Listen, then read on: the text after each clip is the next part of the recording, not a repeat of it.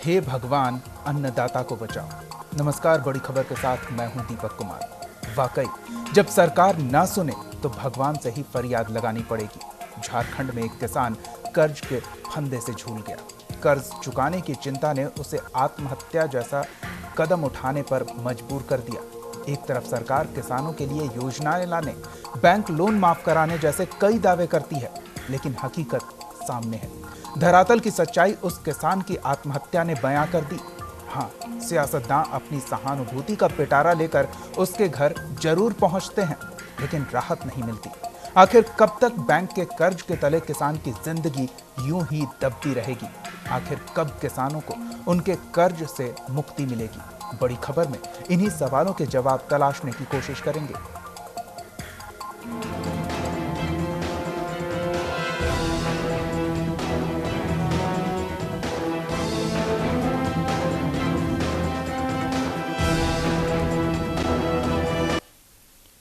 कर्ज और खराब फसल को लेकर आत्महत्या करने वाले किसान के घर 3 दिन बाद भी प्रशासन पहुंचा तो खाली हाथ। जो हाल मध्य प्रदेश और महाराष्ट्र का था, किसानों की यही बदहाली अब झारखंड में भी दिख रही है।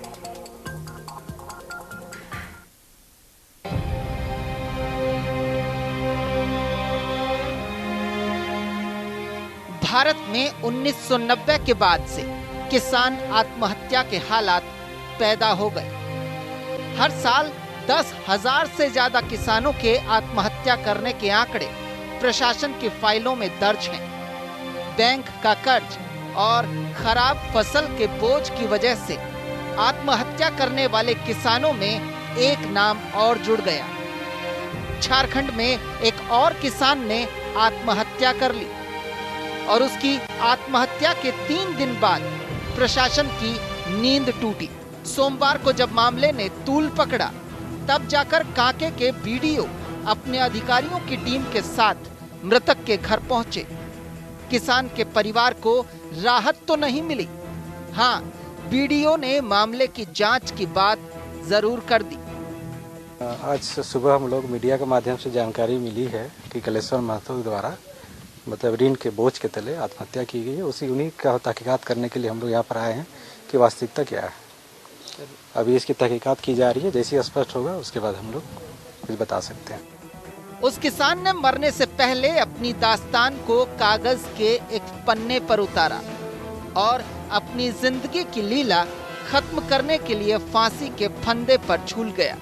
परिवार को सुसाइड नोट मिला तो आत्महत्या की पुष्टि हुई। वही बैंक वाला कर्ज था, सिर्फ बैंक का ही कर्ज था मेरा, और वहाँ हम नहीं भर पाए थे। कहे कि किसी से मेरा नाम से बना हुआ है और निकाले थे हम। सर 2-3 दिन पहले तो 2 जन आए थे बैंक से, लेकिन हम नहीं देखे थे उसको। हम लोग तो देखे थे ऊपर में लटका हुआ है, इसी पेड़ में। क्या मिला? क्या कुछ लिखा हुआ था? क्या कुछ लिखा? एक सुसाइड नोट मिला। वो अपने लिख के पेड़ के ऊपर चढ़ा था कि मैं अपने स्वेच्छा से मृतक हो रहा हूँ, मेरे परिवार को कोई पुलिस प्रशासन तंग नहीं करे, मैं बैंक के दबाव के कारण अपना मृत्यु कर लिया। मामले की जानकारी के बाद नेता प्रतिपक्ष पीड़ित परिवार से मिलने पहुंचे। उन्होंने प्रशासन को जमकर लताड़ा और किसान आत्महत्या को दुर्भाग्यपूर्ण बताया। एक किसान आत्महत्या करता है अपने माली स्थिति को लेकर, ये निश्चित रूप से काफी आज के दिन में भी ये चिंतनीय विषय है। लोग विकास की बात करते हैं, सरकार विकास की बात करती है, बड़े बड़े व्यापारियों की बात करता है, तो आखिर इन किसानों की बातें कौन करेगा? सरकार नहीं करेगी तो और कौन करेगा?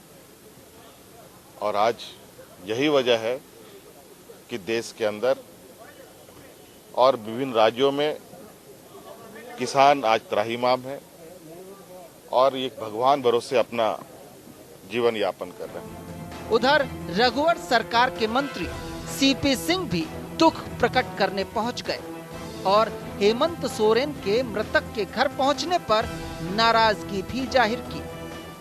केंद्र की सरकार इस दिशा में काम, ये राज्य की सरकार इस दिशा में काम कर रही है, इसलिए मैं यही कहूँगा आप सबों के माध्यम से कि किसी को भी आत्महत्या करने की जरूरत। अब हेमंत मिलने गए, उनको राजनीति करना है तो उनको राजनीति करने से कोई रोक सकता है? खैर, ये राजनीतिक बातें थी, लेकिन आपको याद होगा राज्य सरकार के मुखिया रघुवर दास ने किसान मेला का आयोजन करके किसानों को इजराइल भेजने की बात की थी। तो हम वहाँ के अनुभव, इजराइल के देश के अनुभव को हम झारखंड में कैसे इम्प्लीमेंट करें, इसलिए हर जिले से जो कृषि उत्पादक जिला है, हर जिले से 5-10 किसान का प्रतिनिधिमंडल लेकर आप इजराइल जाए, नौजवान किसान को लेकर जाए, ताकि वो सीख कर अपने अपने गांव में मास्टर ट्रेनर बन के हर गांव में कृषि उत्पादक के दिशा में काम करे। ये मेरा विभाग से अपील। क्या सीएम की ये बातें भी राजनीति का हिस्सा बनकर रह गई? जिस राज्य में किसान 50,000 रुपए के कर्ज तले दबकर आत्महत्या कर रहा हो, वहां यह सवाल उठना अब लाजमी है। रांची से ओम प्रकाश की रिपोर्ट, न्यूज इंडिया।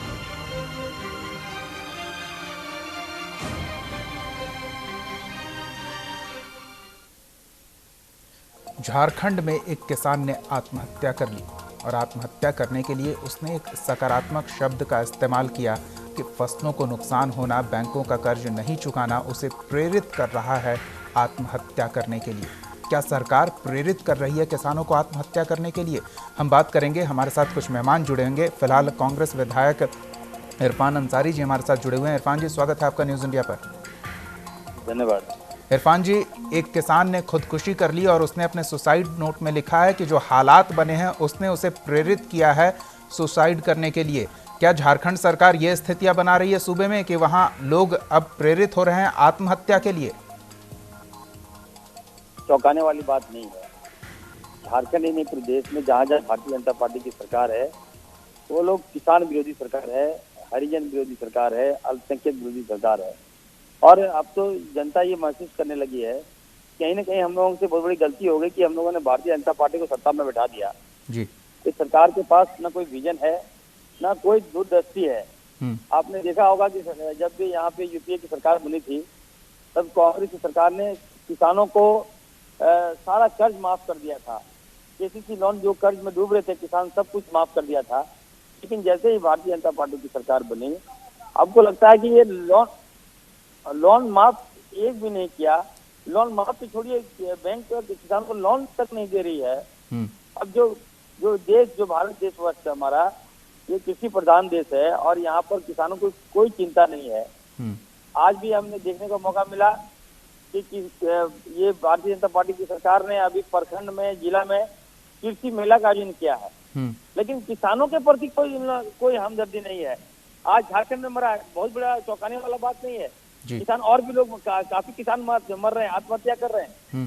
लेकिन मैं चलिए, अभी आपको मौका मिला है बोलने का तो आप बोल रहे हैं इरफान जी, लेकिन जो हालात बने हैं, हमारे झारखंड ब्यूरो चीफ राकेश कुमार हमारे साथ जुड़े हुए हैं। राकेश जी, जिस तरह से परिस्थितियां बन रही है, तमाम योजनाएं हैं, सैकड़ों योजनाएं हैं किसानों के हित के कहने की अगर बात कहें तो, लेकिन धरातल पर परिणाम क्या दिख रहा है? देखिए दीपक, बड़ा सवाल तब खड़ा होता है जब झारखंड जैसे राज्य में इस बात की कल्पना की जाती है कि किसान प्रधान देश राज्य होगा और यहाँ के लोगों को किसानों के साथ जोड़कर देखा जा रहा है। किसान इस तरह से काम कर रहे हैं जैसे उनको कोई रोजगार उससे मिल पा रहा है। और जितनी ज्यादा यहाँ पे बातचीत की जाए सरकार की तरफ से सुविधाएं की, तो दावे तो बड़े बड़े किए गए हैं, लेकिन फिलहाल जो परिस्थितियां उत्पन्न हुई हैं उससे लगता है कि कहीं न कहीं सरकार के दावे फेल होते नजर आ रहे हैं।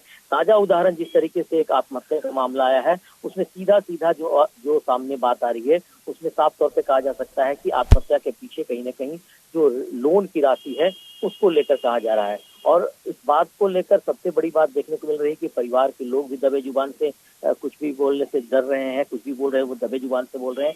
तो ऐसे में कहीं न कहीं इस बात की चर्चा हो रही है कि आखिर सरकार की तरफ से जो कुछ सुविधाएं मुहैया की जानी चाहिए वो कैसे नहीं हो पा रही है, किसानों तक वो सारी चीजें कैसे नहीं पहुंच पा रही हैं। अगर किसी प्रकार का कोई लोन है तो किस तरीके से किसान चुकाएगा, इसकी जिम्मेदारी किसकी बनती है, क्योंकि कहीं न कहीं दबाव में था किसान और पिछले 1-2 हफ्ते से किसी से बातचीत भी नहीं कर रहा था। परिवार के लोगों ने जिस तरीके से जानकारी दी है, तो अब सवाल ये खड़ा होता है कि इस तरह के कई मामले सामने होंगे, जरूर सामने आ रहे होंगे। और अभी जो स्थिति है खास करके राज्य में, उसमें किसानों के लिए जो सुविधाएं मिलनी चाहिए, खास करके लोन को लेकर के, कृषि बीमा को लेकर के और बाकी सुविधाओं को लेकर के, वो कितनी उन लोगों तक पहुंच रही है, ये एक बड़ा सवाल बनता जा रहा है। ये भी एक सवाल है कि जो फसल बीमा योजना है, किसान ने जिक्र किया कि उसके फसल का नुकसान हो गया जिसकी वजह से वो अब कर्ज नहीं चुका सकता है, तो क्या उसे फसल बीमा योजना का लाभ नहीं मिला?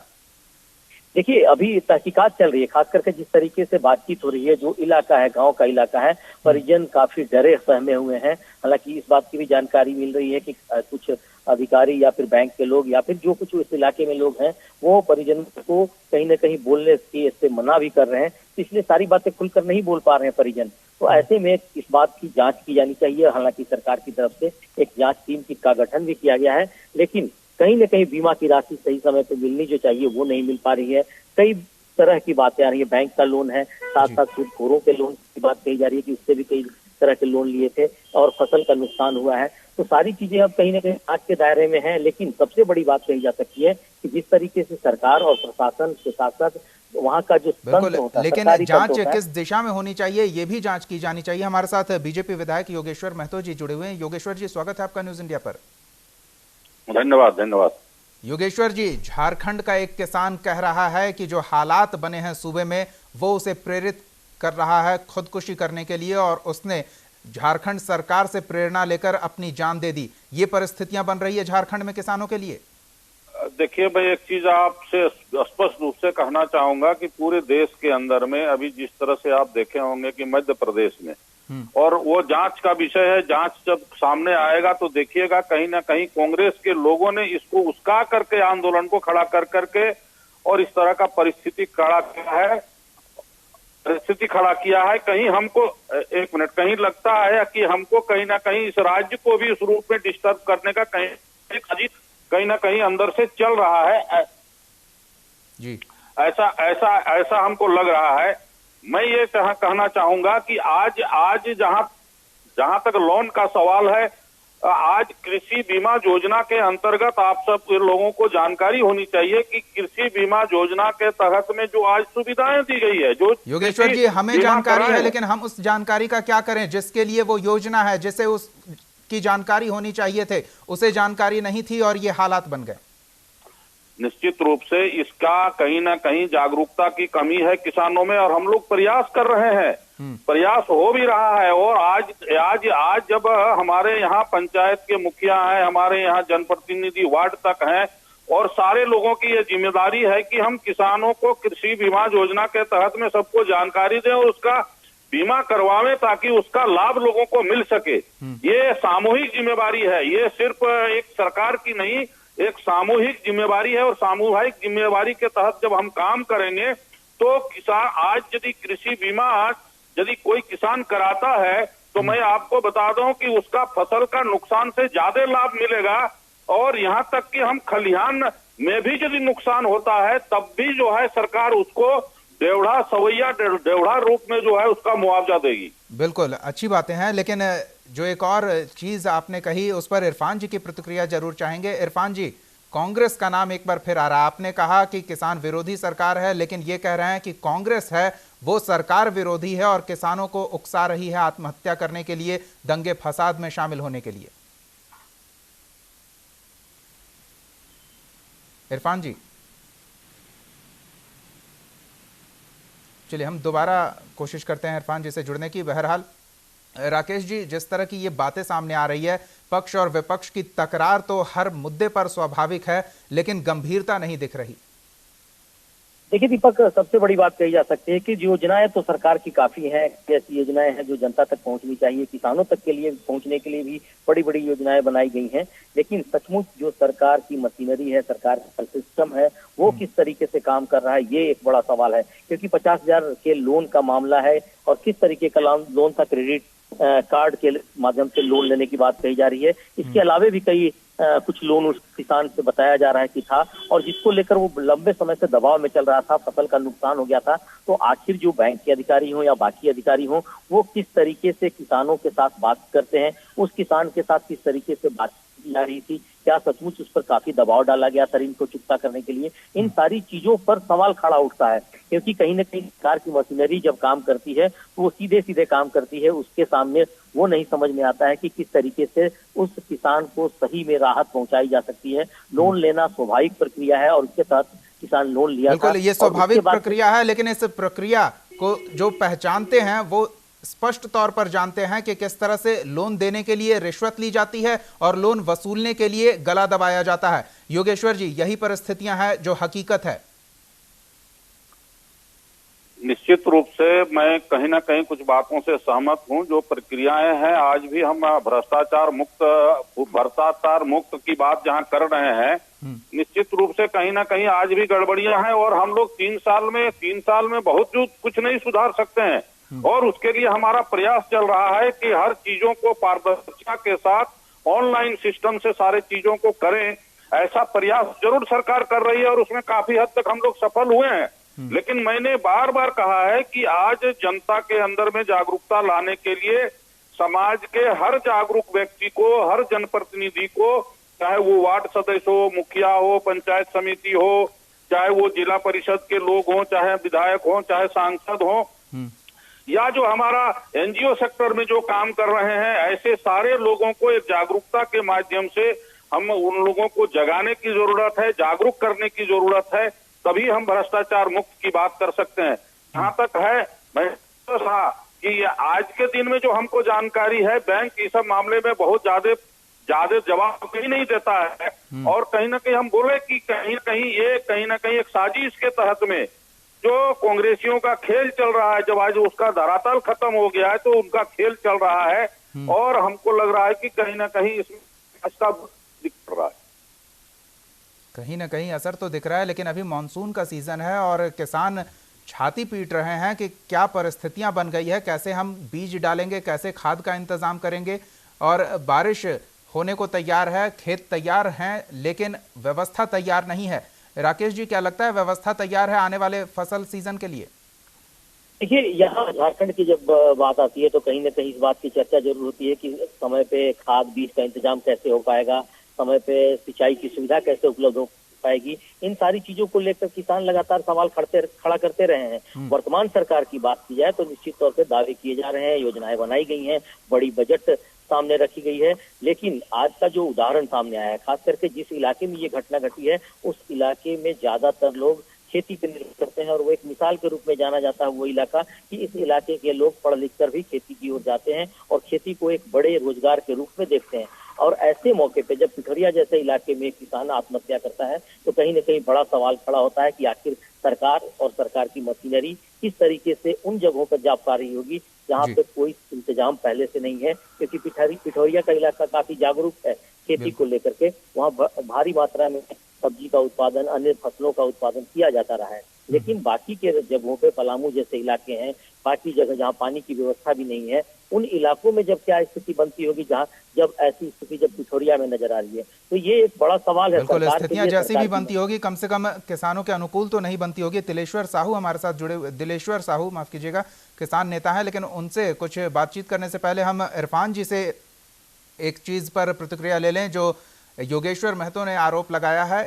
इरफान जी, योगेश्वर जी ने कहा है कि इस पूरे मामले की जांच पड़ताल की जाएगी और उन्हें संदेह है कि जिस तरह से कांग्रेस का हाथ सामने आया मध्य प्रदेश के उपद्रव में, उसी तरह से यहां भी कांग्रेस की साजिश की संभावना जता रहे हैं योगेश्वर जी। देखिए, मैं तो कहूंगा जो भारतीय जनता पार्टी के लोगों को कांग्रेस की फोबिया हो गई है और हर चीज में हर नाकामी ये करते हैं और कांग्रेस पर आरोप लगाते हैं ये लोग। अभी देखिए मध्य प्रदेश में 6 किसान ने आत्महत्या कर लिया, जबकि इससे गंदा मजाक और क्या हो सकता है कि उस क्षेत्र का मुख्यमंत्री, उस राज्य का मुख्यमंत्री उपवास में बैठता है। अरे भाई, आपकी सरकार है, आपकी केंद्र की सरकार है, और किसान अगर आत्महत्या कर रहा है तो क्यों आत्महत्या कर रहा है, इसमें जाने की आवश्यकता है। बैंक में लोन नहीं मिल रहा है, किसान कर्ज में दबा हुआ है, आप कर्ज लोन माफ नहीं करा पा रहे हैं, कहते हैं कांग्रेस की देन है। अब झारखंड में किसान मर रहा है, ये तो धूप पड़ने वाली बात है। ये कहता है कि झारखंड जो है सोने की चिड़िया है और यहाँ किसान मर रहा है, सरकार आती है। अभी हमारे विधायक जी ने कहा 60 साल, तो 60 साल निश्चित तौर पर कांग्रेस की सरकार थी और हम लोगों ने अच्छी तरह से देश को चलाया, किसान का लोन माफ किया, कर्ज माफ किया किसानों का, और अभी आपकी सरकार बनी है। चलिए, कर्ज माफ किया किसानों का। हमारे पास वक्त कम है, छोटी छोटी प्रतिक्रियाएं लेंगे। योगेश्वर जी, इरफान जी कह रहे हैं कि हमने किसानों का कर्ज माफ किया। हमने किसानों का कर्ज माफ करने की बात नहीं, हम तो हमारा जो पॉलिसी है, जो जिस पॉलिसी को लेकर के कृषि बीमा योजना को लेकर के हमारी सरकार आई है, केंद्र की सरकार, और राज्यों में उसका लागू हो रहा है, और जिस तरह से सिंचाई योजना का जो हमारे प्रधानमंत्री ने कंसेप्ट तैयार किया है, उसमें किसान को आने वाले दिन में नुकसान का कहीं गुंजाइश नहीं है और जरूरत नहीं है कि उसका हम लोन माफ करें, इसलिए कि उसका हर्जाना होगा तो उसका डेढ़ा मिलेगा, उसको डेढ़ा मिलेगा। इसलिए योगेश्वर जी, झारखंड संपदाओं से परिपूर्ण है, पर क्या लोग कोयला खाएंगे और अबरक खाएंगे, स्टील खाएंगे, आयरन ओर खाएंगे? खाने के लिए तो आपको किसानों के ऊपर ही निर्भर रहना पड़ेगा, और जिन पर आपको निर्भर होना है उन पर ध्यान नहीं दिया जा रहा। निश्चित रूप से मैं आपको बता दूं कि झारखंड के अंदर में कृषि के लिए पिछला वर्ष में आपको जानकारी है कि पिछला वर्ष जो है कृषि के लिए चाहते हम लोगों ने बजट प्रोविजन किया। ये पहला राज्य है जिसमें हम लोगों ने किसानों के लिए अलग से बजट का प्रोविजन किया है, और वो आज के दिन में लागू है। इसलिए हम जिस रूप से यहाँ उद्योग का विस्तार चाहते हैं, समानांतर रूप से कृषि के क्षेत्र में भी उसी तरह से विकास चाहते हैं, जो हमारा कृषि बाहुल्य क्षेत्र है। बिल्कुल योगेश्वर जी, अगर आप वाकई में ऐसा चाहते हैं तो क्या इस बात की गारंटी देंगे कि ऐसी झारखंड से कोई दूसरी खबर नहीं आएगी? निश्चित रूप से हम लोग हम जैसे ही सरकार के संज्ञान में सब बातें आनी चाहिए, और हम लोगों से आपके माध्यम से अपील भी करना चाहेंगे कि इस तरह की कहीं बातें आती है और इस तरह का परिस्थिति आता है कि कोई परेशान कर रहा है और इस तरह की बातें आती है, तो निश्चित रूप से सरकार के संज्ञान में लाए, और सरकार संवेदनशील सरकार है और हम निश्चित रूप से उनको उस तकलीफ से निजात दिलाएगी हमारी सरकार। इरफान जी, संवेदनशील सरकार है और तकलीफ से निजात दिलाने का दावा है, क्या कहेंगे? लोग मारे जा रहे हैं, अल्पसंख्यक आदिवासी हरिजन मारे जा रहे हैं, अब कौन कौन सी बातें संज्ञान में दे सरकार को? सरकार अल्पसंख्यक और हरिजन आदिवासी की बात नहीं, सबका साथ सबका विकास। यहाँ हम लोग किसी समाज को बांट के नहीं देखते हैं, हम लोग सबका साथ सबका विकास की बात कर रहे हैं। किसान क्यों मारा जा रहा है? किसान कहीं नहीं मारा जा रहा है, किसान को आप लोग उस्काने का काम कर रहे हैं, और निश्चित रूप से जो है वो मध्य प्रदेश का बात सामने देश के सामने आएगा, और आप लोग को जलील होना पड़ेगा, ये मैं आपको आज बता दे रहा हूँ। चलिए, हम भी बता दें कि ये सियासी रोटी सेकने का वक्त नहीं है। अगर किसान अन्न ही नहीं उपजाएगा तो फिर रोटी बनेगी किस चीज की, ये बड़ी समस्या है। दिलेश्वर साहू हमारे साथ जुड़े हुए हैं, किसान नेता हैं।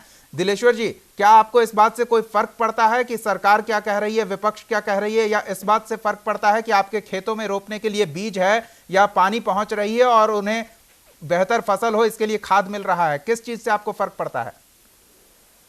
देखिए, किसान को कोई न सत्तारूढ़ पार्टी से लेना देना है, न विपक्ष का पार्टी से लेना देना है। किसान अपने खेतों में जी तोड़ मेहनत करता है, उसको समय से खाद मिल जाए, समय से बीज मिल जाए, उचित संसाधन मिल जाए, यही अपेक्षा करता है जी। और अभी जो तुरंत में जो घटना घटा है उसके हेलो जी सुन रहे हैं, उसके पीछे भी परिप्रेक्ष्य यही है कि वो किसान काफी दिनों से खेती और अच्छा किसान का गिनती में आता था, काफी जगह से वो ट्रेनिंग भी लिया था, अच्छा उत्पादन कर रहा था, लेकिन उसका माली हालत दिनों दिन गिरते जा रहा था और उसी में वो काफी डिप्रेस हो गया था। ये घटना का एक कारण है। दिलेश्वर जी, क्या सरकारी योजनाओं का लाभ सही लोगों तक नहीं पहुंच रहा है सूबे में? सरकारी योजना तो चाहे मैंने जो सही किसान है ना उतना वो ब्लॉक तक दौड़ पाते हैं, ना उतना जिला लेवल तक दौड़ पाते हैं, क्योंकि उनको खेती से अपना मतलब है और अपना खेत और खलिहान से बाहर नहीं निकल पाते हैं, तो ब्लॉक और जिला का दौड़ के आप पर लगा पाएंगे। ये एक गंभीर समस्या है। चलते चलते एक छोटी सी प्रतिक्रिया योगेश्वर जी से ले लेते हैं। योगेश्वर जी, क्या सरकार सोच रही है, क्योंकि सरकार बजट बनाने के लिए जब लोगों के बीच जाती है तो उस बजट का लाभ उन लोगों को मिल रहा है, ये जानने के लिए लोगों तक क्यों नहीं जा रही है सरकार? बजट का लाभ जहां तक मिलने का सवाल है, हम लोग जागरूक करने के लिए सतत प्रयास में लगे हुए हैं और उसके लिए हमारा जो सरकारी तंत्र है वो भी लगा हुआ है और जो लोग लोकतंत्र में विश्वास करते हैं, जनप्रतिनिधि, उनको भी निर्देश दिया गया है, उनको भी ये कहा जा रहा है। और साथ साथ में आप योगेश्वर जी, गुजारिश है कि आप उन जनप्रतिनिधियों और सरकारी अमले से ये कहें कि वो फिर से जाएं उन लोगों के पास और जाने उनसे क्या परिस्थितियां हैं। केवल मीडिया के भरोसे ना रहें, आपका अपना व्यापक संपर्क क्षेत्र है, उसका भरपूर लाभ उठाएं ताकि इस तरह की कोई दूसरी खबर ना आए। किसानों को जो है उसको मिलने वाला लाभ और उसको मिलने वाला सुविधा से लोगों को अवगत करावे। बिल्कुल, हम भी यही कोशिश कर रहे हैं, लेकिन सरकार को संवेदनशील होने की केवल बात नहीं कहनी चाहिए, करके दिखाना चाहिए ताकि लोग कहें कि नहीं, वाकई में जो सरकार है वो संवेदनशील है। फिलहाल वक्त हमारे पास नहीं है। बहुत बहुत धन्यवाद दिलेश्वर साहू जी, योगेश्वर महतो जी, इरफान अंसारी जी इस चर्चा में शामिल होने के लिए। राकेश जी, आपका भी बहुत बहुत धन्यवाद। बड़ी खबर में फिलहाल इतना ही। आप देखते रहिए न्यूज़ इंडिया।